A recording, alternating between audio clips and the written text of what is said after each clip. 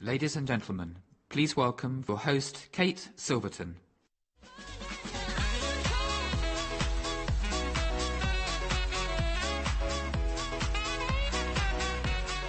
Good morning, ladies and gentlemen. It is great to be back with you again, and what promises to be another very exciting moment in the history of McLaren Automotive. To tell us more, let's please give a very warm welcome now to McLaren Automotive CEO Mike Blewett.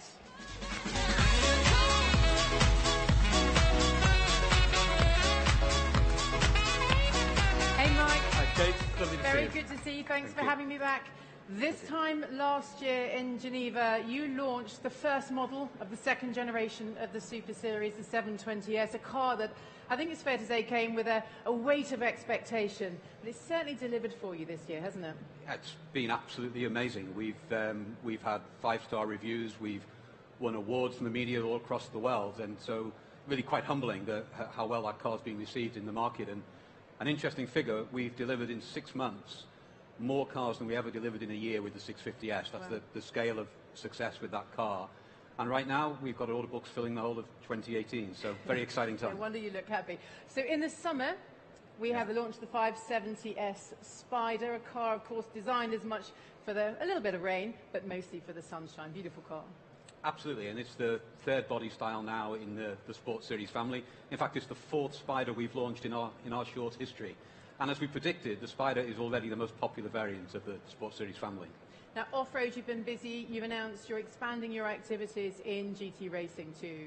Yeah, absolutely, and we're already very successful in GT3, winning championships all across the world. We're making great strides in GT4. This year we've announced a 720S GT3 car will join the 570S GT4 on track. That car will be testing before the year's out, and it'll be with customers racing next year. So a very exciting time for us. We've also launched a one-make GT series exclusively for McLaren customers. And then to round all this out, we're investing in developing young talent, young drivers. We have a young driver program, and we'll have 4 drivers racing in British GT this year. Oh, well, that's a nice point then, to take us to the close of the year when you launched the McLaren Senna, a car that honours the memory of the legendary Ayrton Senna. Yeah, absolutely. And it's the ultimate road legal track car. We've just released figures for this car: 800 PS, 800 Newton meters of torque, 800 kilograms of downforce, more than any other production car. And all of that adds up to absolutely startling performance, 0 to 200 kilometers an hour in just 6.8 seconds. But probably the statistic we're most proud of is it's exceptionally light, less than 1,200 kilograms. And the first cars will be delivered in June this year to customers. Now, which explains these wonderful crowds here today. You will all remember, I'm sure, the last McLaren Ultimate Series, the McLaren P1, of course, and it was here 3 years ago, if my memory serves me correctly, that you first showed us the McLaren P1 GTR. Absolutely correct, yeah, and we went on to produce 50 customer cars, more than we originally forecast there would be demand for. And for many customers, that introduced them to the pure McLaren track program, and for some, it was their first step into racing with McLaren. And it's a story that we intend to repeat with the Senna. So, ladies and gentlemen, I'm very proud to present to you the ultimate track car, the McLaren Senna GTR.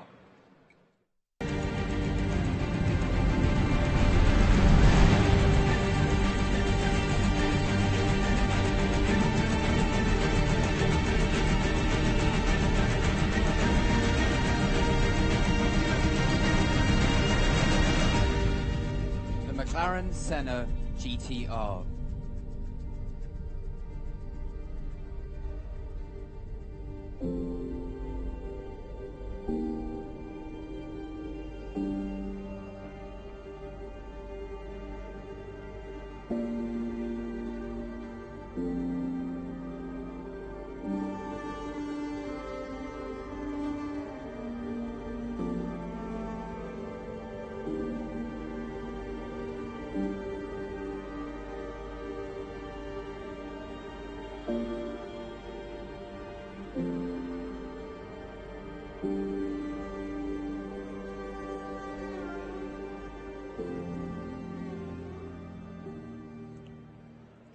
Well, to tell us more about the McLaren Senna GTR, please welcome the Engineering Design Director, Mr. Dan Parry-Williams.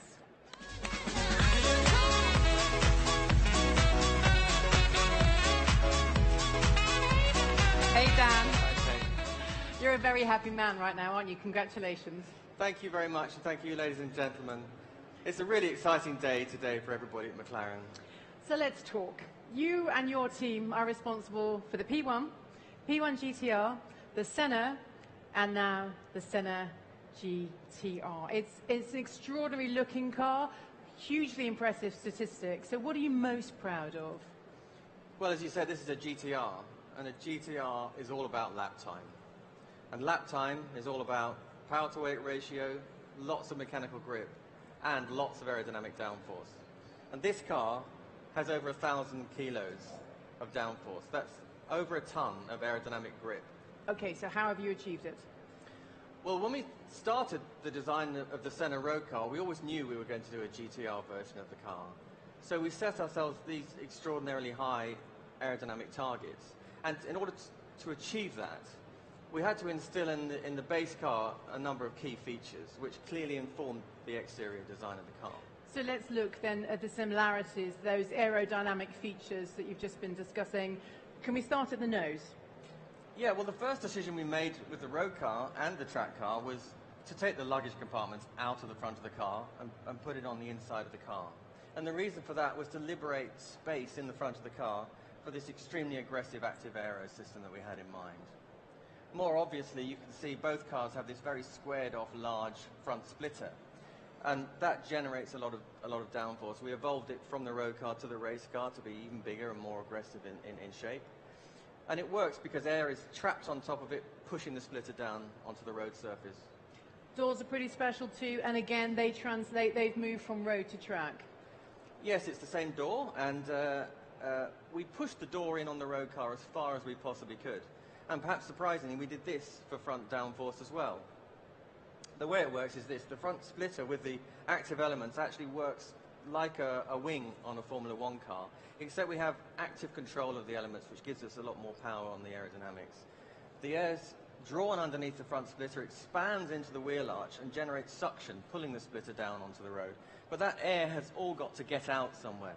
And it gets out through this slot between the door and the rear of the front tyre. The bigger the slot, the more the downforce. And you mentioned the tyre. That's one difference, isn't it? The tyres on the GTR are wider. Yeah, the GTR has this Pirelli slick tyre, which is wider, as you say. It's also spaced out for even more mechanical grip and actually slightly further forward to maximise the size of this slot for the aerodynamics. And just another difference is that you won't have the glass panel on the lower door on the track car. No, that's right. Actually, substituting the glass panel for a carbon fibre one saved us 2 kilos. May not sound very much, but... To you. Remember I said power to weight ratio, 2 kilos is 1.5 horsepower. So it's well worth having. So that's why that's gone. Okay, the glass house, let's take a look at that now and tell us about that. Yes, this teardrop-shaped glass house is low drag shape. And we've evolved this from P1 through 720S and now the Senna and the Senna GTR. By having this low drag shape, it helps top speed on track. Also, it means that the rear wing can work in the best possible clean airflow. And you can see we have flush glazing on the side of this as well as over the top surface, thanks to the small ticket window on the side. And this actually helps with cooling. So the air is smoothly forced round the side of the windscreen and aimed down towards the radiators in the side of the car. The doors, both cars are both cut into the roof. Yes, that's right. Cutting the door into the roof this way actually liberates space inside of this streamlined shape by being able to remove some of the structure. It also means it's easier to get in and out of the car, so that's really important when you've got a helmet on. Yeah, but of course it is.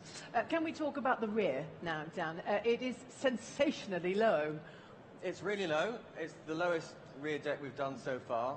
And again, that's there for aerodynamic reasons. It's to reduce drag. It also means the rear wing can, again, work in best possible clean air. You can see on the top of the rear deck, we have these really aggressive-looking louvers. They're not there for show. Nothing is there for show on a McLaren. These louvers actually suck the air through the radiators and improve the cooling performance even further. We've enhanced the active aero control system between the road car and the track car, and we've physically moved the wing much further rearward on the car, which generates a lot more aerodynamic load on the rear tyres. Okay, and coming back to the tyres, as you might expect, they're wider, the track's wider too, the back. Yeah, this is obviously to balance the extra mechanical grip that we're generating at the front of the car on the GTR. So we've spaced these out. Again, they're wider, as you say. And you can also see now this enormous rear diffuser at the back of the car. And this is necessary to balance the extra aerodynamic grip coming from the front of the car.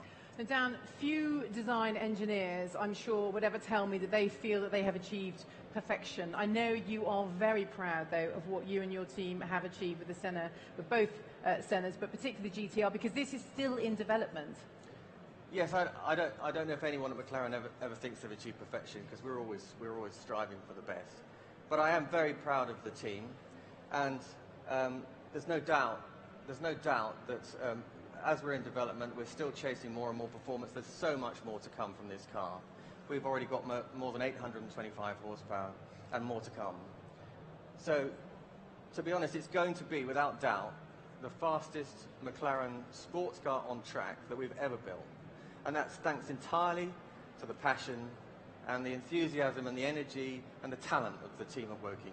So your thanks to them today. I'm sure Mike's going to join us. There he is. Hi, Mike. Another man that's got a smiling face today. Now, the Senna sold out before it had even launched in December. Correct. So I'm looking, this gentleman over here looks particularly keen. If he would like to put an order in for the GTR, can he still do so? Theoretically, yes. Probably best do it today. We've already had a considerable amount of interest from customers who've anticipated this variant, and we've limited production of this car to just 75 units. Okay, and this is not the end of the news for the Ultimate Series? No, we've already announced a car that we've codenamed BP23, a three-seater centre seat homage to the iconic McLaren F1. And it's a car that takes the Ultimate Series in a very different direction. It's a hyper GT car. And you'll see that car before the end of 2018. Okay. Mike, Dan, thank you very, very much. Congratulations. And ladies and gentlemen, thanks to all of you too, and we'll see you next year. Thank you. Thank you very much.